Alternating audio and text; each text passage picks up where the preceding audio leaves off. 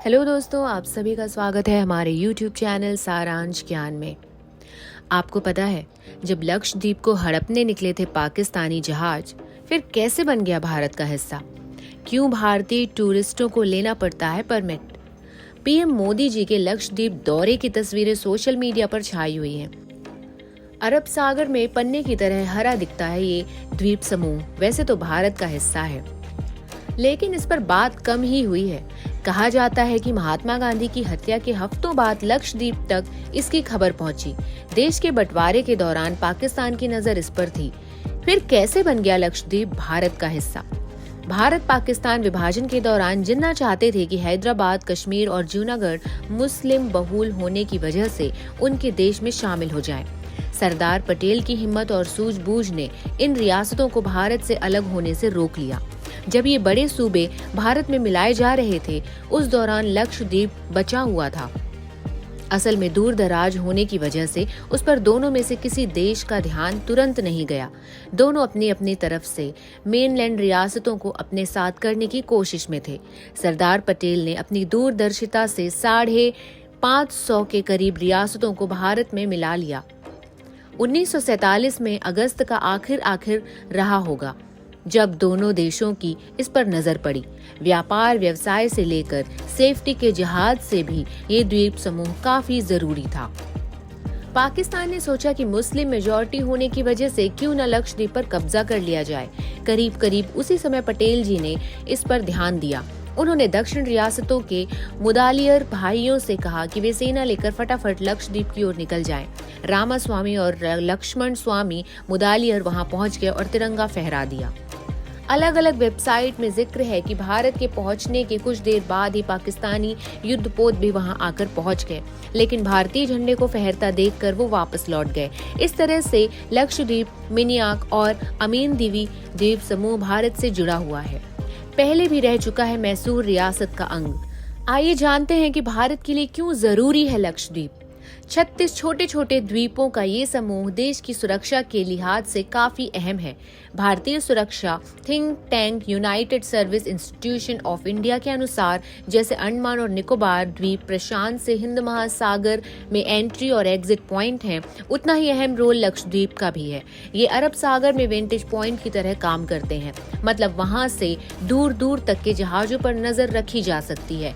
चीन के बढ़ते समुद्री दबदबे के बीच भारत लक्षद्वीप में मजबूत बेस तैयार कर रहा है, ताकि समुद्र में हो रही एक्टिविटीज नजर रखी जा सके। क्यों लेनी पड़ती है परमिट? लक्षद्वीप भले ही भारत का हिस्सा है, लेकिन वहां जाने के लिए भारतीयों को परमिट की जरूरत होती है। लक्षद्वीप टूरिज्म की वेबसाइट के मुताबिक ऐसा वहां मौजूद आदिवासी समूहों की सुरक्षा और उनके कल्चर को बचाए रखने की दृष्टि से किया जाता है। वेबसाइट के अनुसार द्वीप पर 95% आबादी एसटी है।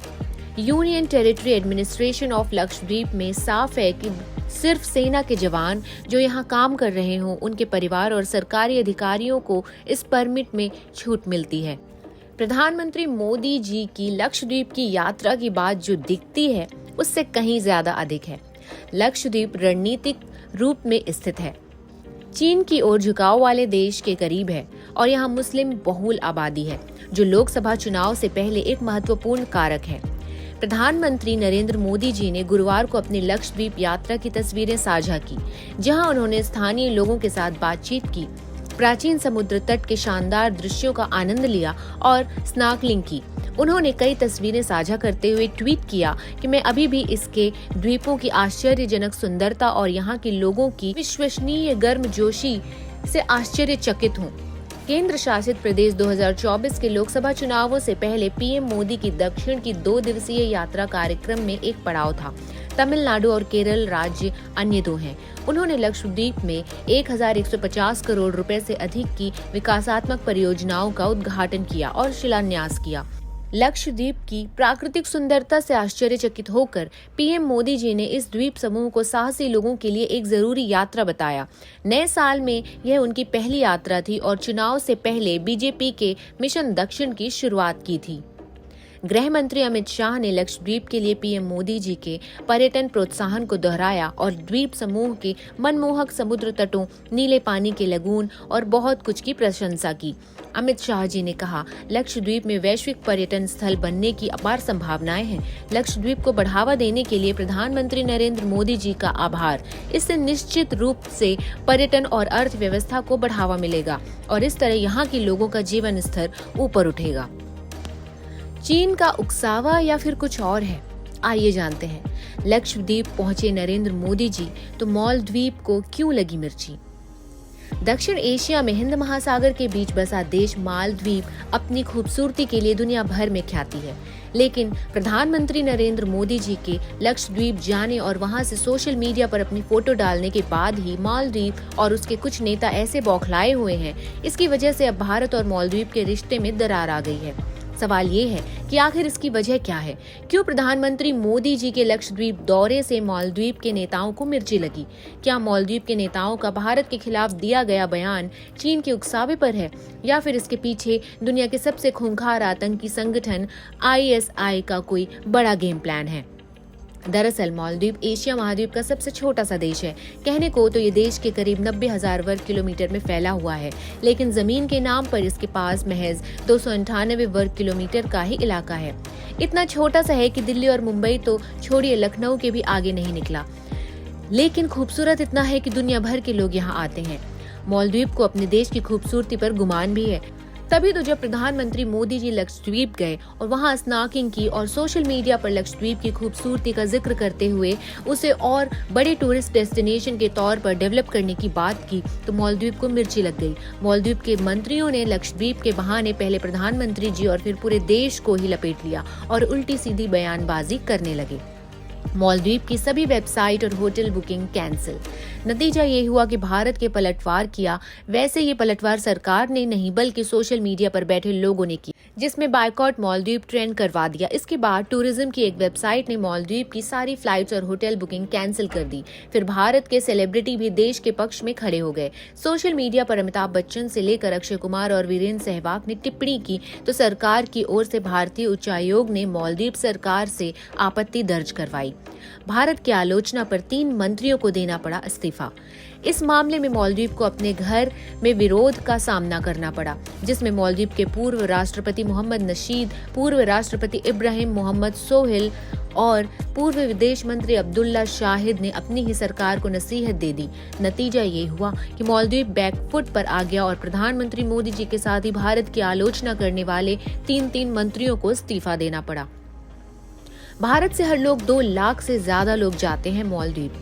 मालदीव की सरकार ने खुद को अपनी मंत्रियों के बयानों से अलग करके भारत के साथ रिश्ते सुधारने की कोशिश की, लेकिन मालदीव जैसे देश का भारत के खिलाफ दिया गया बयान यहाँ के आम लोगों को इतना अखरा कि वो मालदीव को बख्शने के मूड में नहीं है और इसका नुकसान किसी और को नहीं, सिर्फ मालदीव को ही उठाना पड़ेगा, क्योंकि भारत से हर साल 2 लाख से भी ज्यादा लोग वहां जाते हैं। लेकिन अब लोग मालदीव की टिकट कैंसिल करवाकर सोशल मीडिया पर पोस्ट कर रहे हैं कि उनके पास लक्षद्वीप के रूप में अपना मालदीव है, तो दूसरे देश जाने की क्या जरूरत। ऑपरेशन कैक्टस नहीं किया होता तो मालदीव का नक्शा कुछ और ही होता। और रही बात मालदीव की, तो भारत के साथ तो उसके रिश्ते ऐसे रहे हैं कि अगर भारत ने मालदीव में घुसकर ऑपरेशन कैक्टस नहीं किया होता तो मालदीव का नक्शा शायद कुछ और होता। ये बात है साल 1988 की, जब भारत के प्रधानमंत्री राजीव गांधी और मालदीव के राष्ट्रपति मौमूद अब्दुल गयूम थे। उस समय मालदीव की सेना ने श्रीलंका के विरोधियों के साथ मिलकर अब्दुल गयूम का तख्ता पलट करने की कोशिश की। इससे पहले 1980 और 1983 में भी तख्ता पलट की कोशिश की गई थी, जो नाकाम रही। लेकिन 1988 में 3 नवंबर की सुबह People's Liberation Organisation of Tamil Eelam के करीब 100 लड़ाके मालदीव पहुंच गए और उन्होंने एयरपोर्ट, बंदरगाहों, टेलीविजन और रेडियो स्टेशनों पर कब्जा कर लिया। विद्रोही मालदीव की सेना के साथ मिलकर राष्ट्रपति भवन पर भी कब्जा करना चाहते थे, लेकिन राष्ट्रपति सुरक्षित बच गए। आखिर क्या था राजीव गांधी के आदेश पर ऑपरेशन कैक्टस? उन्होंने तब श्रीलंका, पाकिस्तान, सिंगापुर और अमेरिका से मदद मांगी। लेकिन काम भारत ही आया। राजीव गांधी के आदेश पर ऑपरेशन कैक्टस हुआ और तख्ता पलट की कोशिश नाकाम हो गई। इसके बाद से ही मालदीव और भारत के संबंध दोस्ताना रहे। कोरोना वायरस महामारी के दौरान भी भारत ने वैक्सीन की खेप मालदीव को पहुंचाई।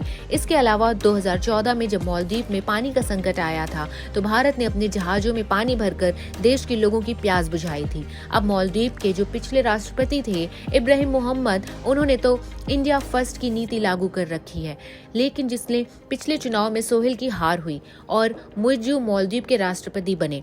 उन्होंने इंडिया आउट का नारा दिया। इसी नारे के साथ वो चुनाव में उतरे भी थे, जीत भी दर्ज की थी। जीतने के बाद उन्हें लगा कि भारत के खिलाफ जाने की नीति ने ही उन्हें चुनाव जिताया है, तो वो भारत विरोधी कृत्यों में उलझ गए। दोस्तों, टूरिज्म पर ही टिकी है मालदीव की पूरी अर्थव्यवस्था। मालदीव की राजधानी माले में मौजूद भारतीय उच्चायुक्त को देश के विदेश मंत्रालय ने समन भेजा है।